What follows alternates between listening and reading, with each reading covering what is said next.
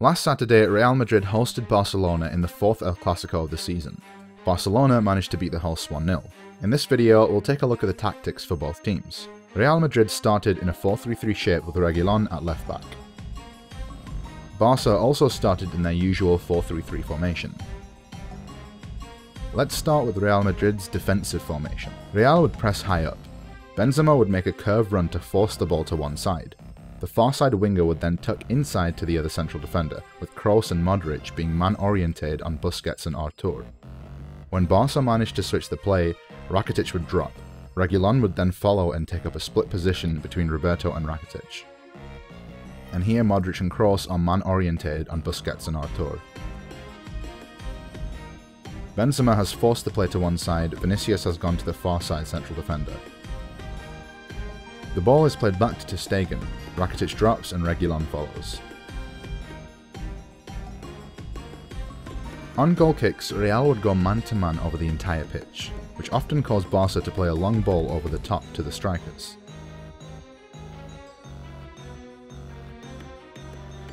And here you can see Real going man-to-man on a goal kick. In their own half, Real usually went to a 4-1-4-1 shape, but we'll get more into that later. During the first phase of build-up, Barcelona mainly manipulated the man orientations of the Real midfielders. Here, Busquets falls back and pulls Kroos with him, which creates space for Rakitic. Artur pulls Modric back, which opens up the passing lane to Suarez. In Real's half, Barca would play with an asymmetrical 2-3-2-3 shape. And here you can see that 2-3-2-3 shape with Dembele and Messi in the half space. On Barca's left side, Bale would often stay in an advanced position, which allowed Dembele and Jordi Alba to create 2v1s against Carvajal. And here Dembele and Jordi Alba create 2v1 versus Carvajal. And again a 2 vs 1 against Carvajal. Later in the first half, it was Modric who was tasked with tracking back Jordi Alba, however this did leave more space in midfield at times. And here Modric has tracked back Jordi Alba. And here Busquets is free in midfield as Modric has gone to the side to track back Alba. On the right, it was Rakitic who moved to the side, allowing Messi to stay in the centre. And here Rakitic moved to the side and Messi stays in the centre. In the centre, Messi was usually marked by Casemiro or Ramos, therefore he dropped to the right at times to be able to receive the ball. Here you can see Casemiro covering Messi in the centre. Messi falls back on the right to be able to receive. Sergio Roberto would make forward runs when Messi did this to ensure that Reguilon wasn't able to press Messi. Before we continue, I'd like to ask you guys to check out my Patreon page. YouTube removed me from the partner program some months ago, so I could really use your support. In return, you'll be able to vote for the matches I shall analyse each week. The link for that is in the description, and again, any support would be massively appreciated. Defensively, Barcelona played a 4-4-2 formation. Suarez and Messi would press the central defenders, and the midfielders would be man-orientated on the side of the ball. Suarez would tuck inside to go to Casemiro, and Messi would often leave Casemiro free. Suarez presses Varane, Dembele on Carvajal, and Messi leaves Casemiro free. On the other side, Messi semi-presses the central defender. Suarez goes to Casemiro and the midfielders switch to this side. Just as Barca did, Real was able to manipulate the man orientations in midfield at times. Artur is man orientated on the side of the ball.